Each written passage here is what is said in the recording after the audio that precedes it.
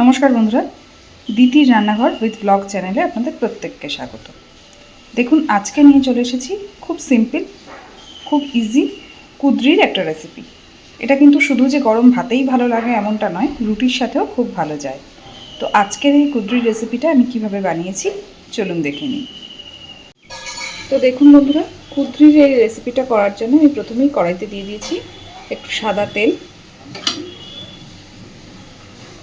আজকের এই কড়াইটাকে দেখে আপনারা কিছু করবেন না, একটু আগে আমি এই কড়াইটাতে কিছু ভাজাভুজি করেছি, তো ওই জন্যই এই কড়াইটাতেই রান্নাটা করে নিচ্ছি। তো তেলটা খুব ভালোভাবে গরম হয়ে গেছে, আর এবার ফোড়নে দিয়ে দিচ্ছি একটু কালো জিরে, একই সাথে দিচ্ছি কিছুটা পেঁয়াজ কুচি আর কাঁচা লঙ্কা কুচি।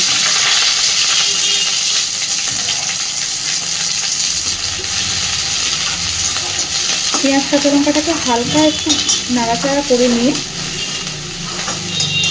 এইবার এর মধ্যে আমি দিয়ে দিচ্ছি, দেখুন কুদ্রি আমি এইভাবে ছোটো একদম কুচিয়ে নিয়েছি, নিয়ে খুব ভালো করে ধুয়ে পরিষ্কার করে নিয়েছি। এবার এই কুদ্রিটাকে এর মধ্যে দিয়ে দিলাম একবারে।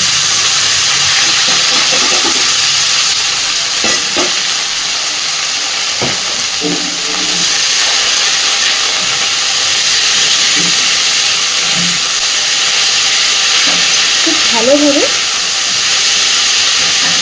পেঁয়াজের সাথে কুদ্রিটাকে এবার ভাজতে থাকবে।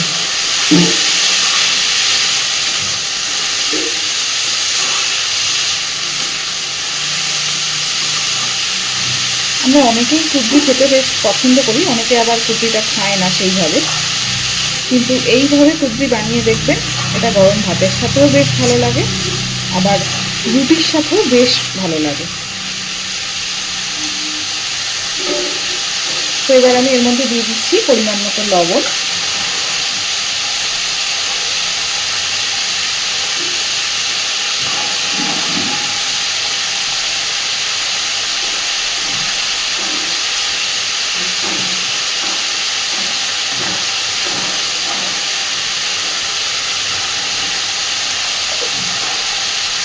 আর দিচ্ছি হলুদ গুঁড়ো,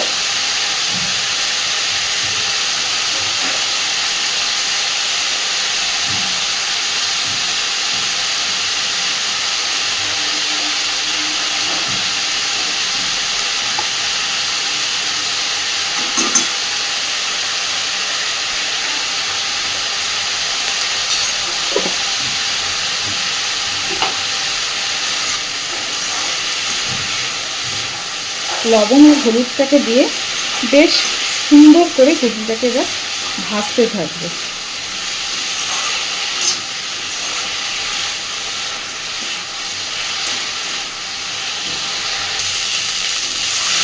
দেখুন আমি কিন্তু সুন্দরভাবে কুদ্রিটাকে ভেজে নিচ্ছি, আর এই রান্নাটাতে কুদ্রিটা ভাজা যত ভালো হবে এই রান্নাটা স্বাদও ততটাই ভালো হবে।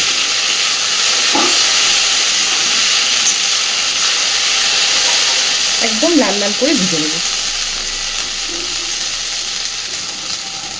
তো দেখুন সুন্দরভাবে ভেজে নিয়েছি। এবার আমি এর মধ্যে দিয়ে দেব কিছুটা, এবার এর মধ্যে দিয়ে দিচ্ছি কিছুটা সর্ষে বাটা।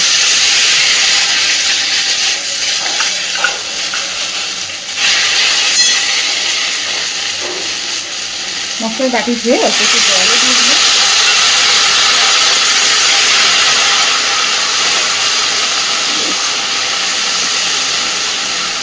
আমাদের এইদিকে আজকে ভীষণ বৃষ্টি হচ্ছে,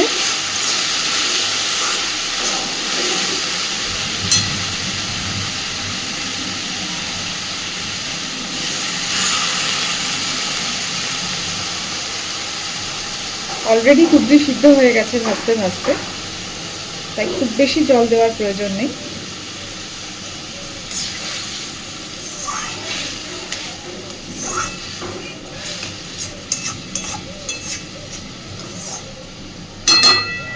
যেহেতু নিরামিষ তরকারি তাই আমি একটু চিনি দিচ্ছি।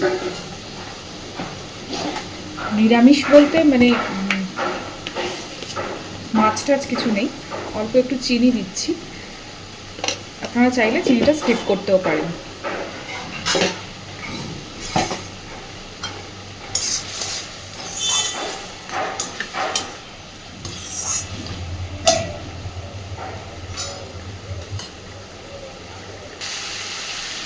দেখুন পুরো জলটাই শুকিয়ে গেছে, কুর্তিটা কিন্তু আমাদের একদম রেডি হয়ে গেছে, একদম ঝরঝরে আছে, গলে গলে গায়ে ইয়ে হয়ে যায়নি, অথচ পুরো জলটা শুকিয়ে সব কিছু সুন্দরভাবে সিদ্ধ হয়ে গেছে।